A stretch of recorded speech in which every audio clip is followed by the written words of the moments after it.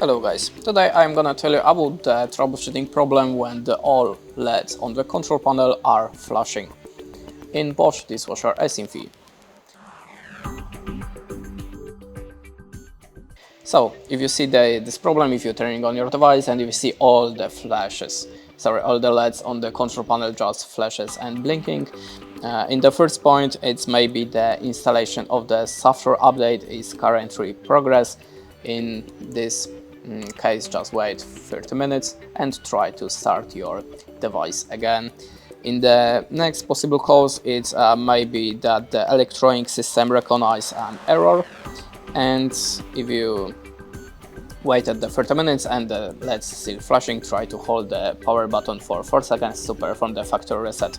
If the problem persists, call the service center. Before that, you can also try to remove the electricity plug and just unplug it from the power source for 2 minutes. After that, try to start your device again. That's it. Thanks for watching and goodbye.